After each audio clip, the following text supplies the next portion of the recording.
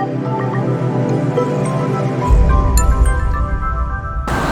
Dave with Hamilton Motor Company. We're here today with a 2021 Lexus IS 350. We're going to be installing a brand new Hamilton Motor Company Apple CarPlay conversion kit into this vehicle. It's going to be a new screen that's 10.25 inches and gives the car access to both Android Auto and Apple CarPlay. As well, once installed, they'll be able to load a browser onto the car, Netflix, and a variety of other apps. We'll show you today the complete installation process. As well, we're going to make a secondary video that gives you an overview of the product and how to use it. All of these products are available for purchase on our website, www.hamiltonmotorcompany.com. We support almost every model of Lexus and Toyota, and if you don't see something on our website, you can reach out and shoot us an email, and we likely have a product for you. Our tech support team is available Monday through Friday for phone support, or 7 days a week for email support if you run into any difficulty during the installation. Let's begin. The first step is to power the vehicle on, shift it to neutral, and apply the parking brake. We will now use a 10mm socket to loosen the negative battery terminal and remove it. This will ensure that power is off to the vehicle. Inside the vehicle, we will begin by removing the leather-covered trim pieces on either side of the central control unit. Apply pressure from the back corner here, pop it loose, and set it aside. We will now repeat this process on the driver's side. With the two leather-covered trim panels removed, let's go ahead and apply pressure downwards on the shift boot and unscrew the shift knob. Remove it and set it aside. The next step will be for us to loosen and remove these two 8mm Phillips head bolts. You can use a screwdriver or an 8mm socket. Remove the screws and set them in a safe place.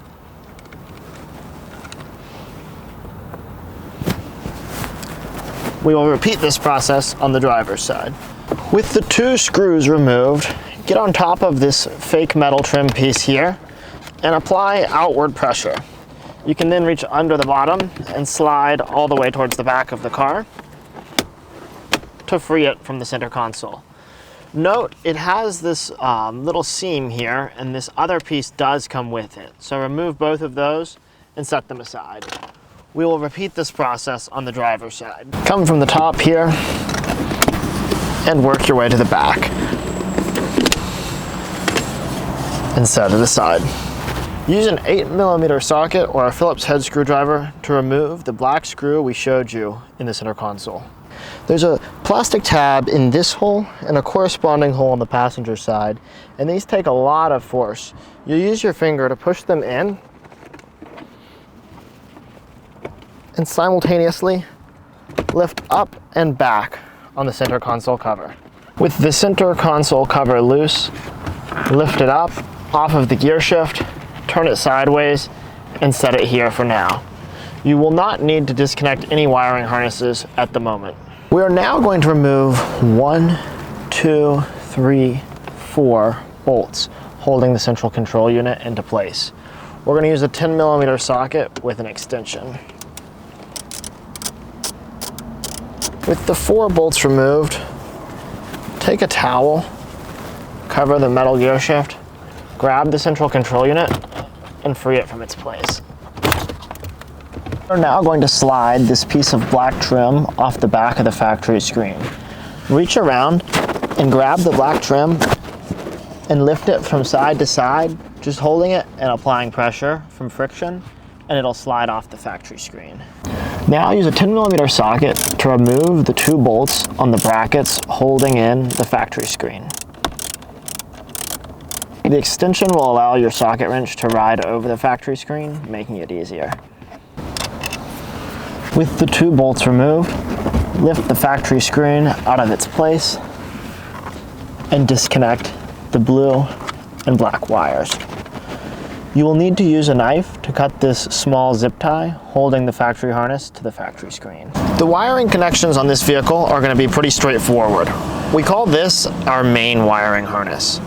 On the main wiring harness, we're going to make a couple connections. This long, skinny tan connector is going to go into the back of the new screen up here. This connector, labeled monitor, is going to plug in to this black connector here. We're then going to have two connectors. One is labeled CAN and one is labeled power. And these are going to replace two connections on the back of the central control unit. You're going to remove the male connector from the central control unit, plug it into our female, and plug our male back into the central control unit. We will have two of these. Then this wiring harness with the gray wires is going to come in place of the original touchpad connector. We will remove the male connector from the touchpad, plug it into the Hamilton female, and plug the Hamilton male back into the touchpad. This connector, labeled reverse, is not going to be used.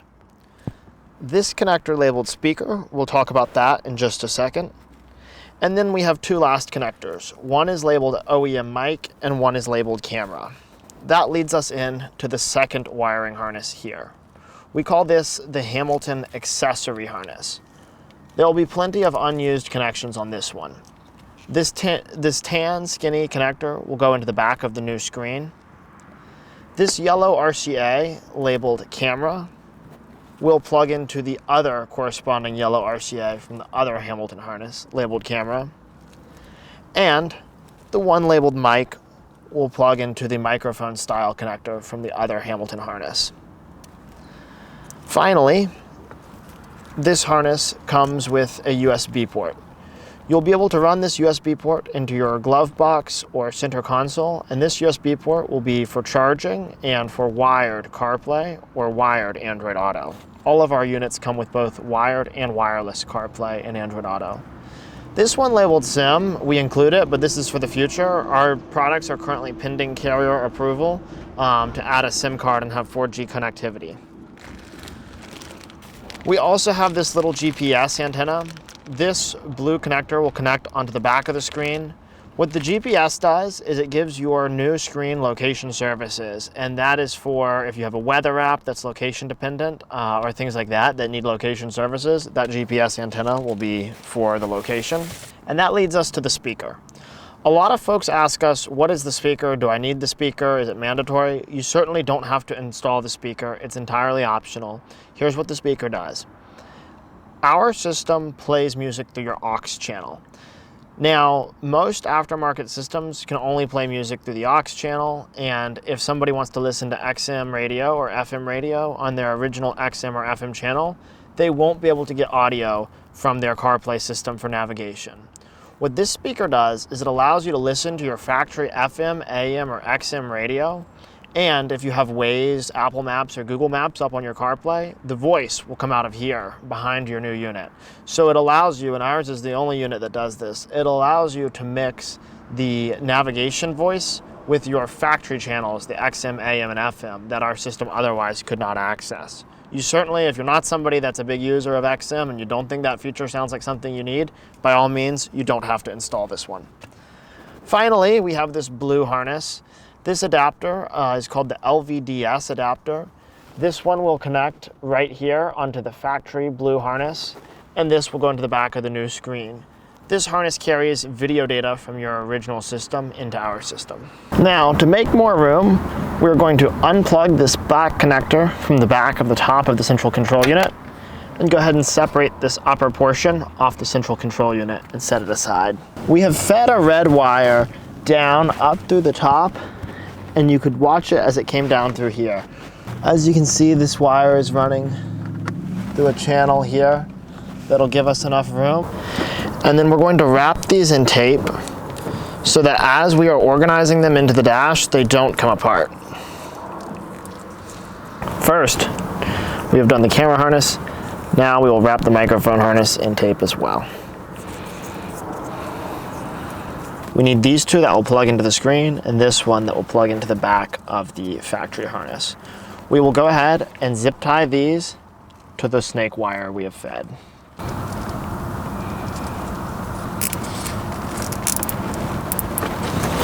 With these wires zip tied to the snake, we will now begin the process of pushing with one hand and pulling with the other. to feed these wires up through the dash. As you can see, using a bit of pressure, it was nice we had tape on those other wires so they stayed together. With the wires now on the top side of the dash, we can cut all of our zip ties. We are going to begin by wiring these two T's into the original central control unit. We will remove this harness and we will remove this harness. This harness will plug into the power connector and that will plug back in here.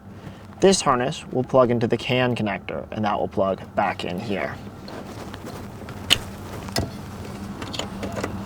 Just like that, we will remove the power harness, connect it to the power connector,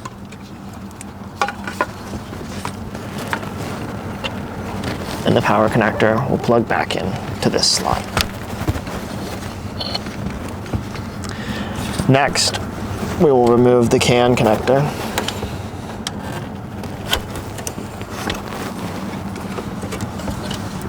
The CAN connector will plug into the Hamilton female, and the Hamilton female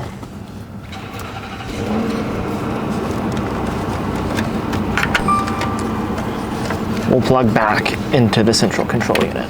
We are now going to take this small harness labeled touchpad and we're going to snake it under these two cross members. It's important we snake it under the cross members so that we can easily reinstall everything without it being in the way.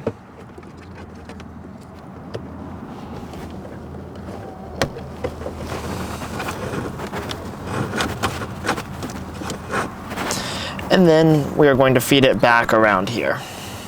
Now locate the original black connector going into the bottom of the factory touchpad and remove it.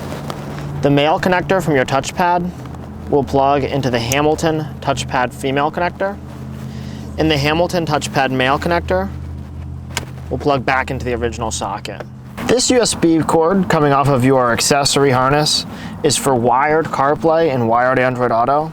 You can either drill a tiny hole and run it into your glove box right here, or some people will even purchase extenders and turn it into a mounted USB port either in their center console or otherwise. One of the easiest things to do is to simply remove this piece of lower trim here. This piece just slides out, and then you can run it underneath this piece of plastic here, and you can have it hang out where it's not very visible alongside the passenger seat. We are now going to connect this black connector into the Hamilton Motor Company white female labeled monitor that has the purple wire coming off of it. And then we're going to take this factory LVDS and we're going to go ahead and connect it to the blue Hamilton Motor Company adapter wire. With that, we can begin readying the new screen for installation. As you can see, the long tan wire is going to plug in here. The short tan wire for the accessory harness will plug in here. There will be nothing plugged in here. The blue LVDS will connect here, and then the blue GPS antenna connector will go in there.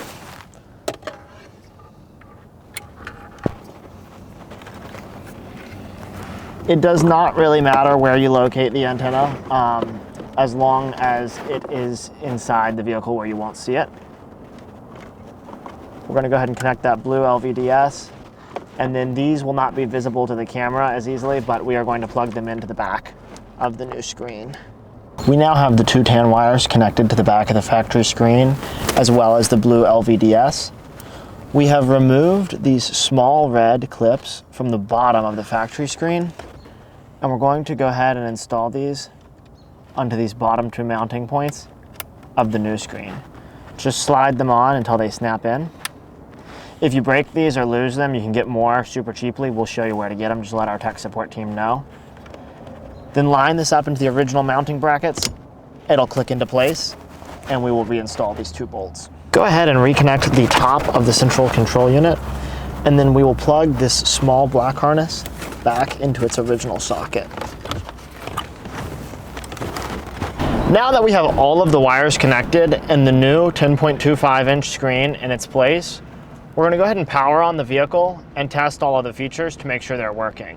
We're going to test the backup camera, the steering wheel controls, we're going to test audio as well as the touchpad. We've turned on the car, tested it. The audio is working, the steering wheel controls and backup camera are working. So we're gonna go ahead and put the unit back together. We'll take the central control unit here, make sure all the wiring is tucked nice and back and behind it. And then we will snap it back into its place.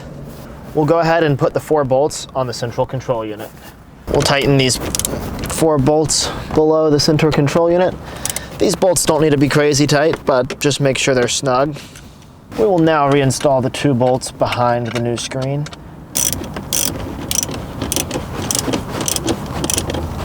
We will now reinstall the center console cover, feed the gear shifter through the boot, and make sure the front goes in forward under the central control unit. Then line all the tabs back up nicely. This extra wire is from an LED kit the customer installed, so we will line that up under the center console cover, and then you can just firmly snap it back into its place.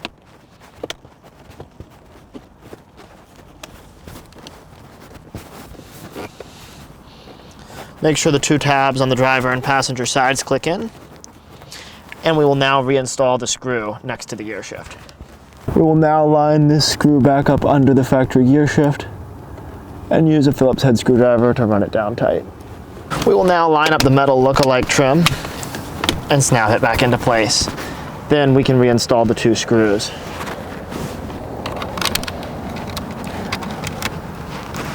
Once again, I always like to start these with my hands, and that way there you won't risk stripping anything. Then we can take the screwdriver and tighten them down. We will repeat this process on the driver's side. With the screws reinstalled, we can take the leather covered trim, line it up into place, and then make sure all the snaps click in.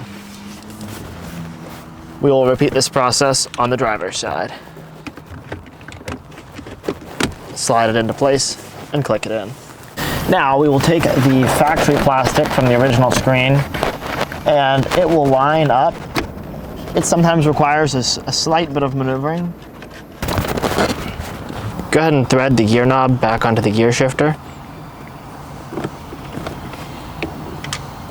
Tighten it down and line it up straight. And then reconnect the shift boot. The installation process is now complete. We will tighten the negative battery cable back onto the battery. And with the installation complete, we have factory style Apple CarPlay. If you had an Android, of course, you could have Android Auto here as well. And we'll take you through in the next video and show you all of the features of this Apple CarPlay conversion kit. And that concludes our installation in the 2021 IS350. If you need any help with the installation, our tech support team is here to assist you anytime. You can give us a call, 919-858-2890, or you can send us an email, support@hamiltonmotorcompany.com. We also have a forum on our website where you can post questions and get answers. You can check out all of our products on our website, and if you need any help picking out the right product for your car, don't hesitate to shoot us an email or call.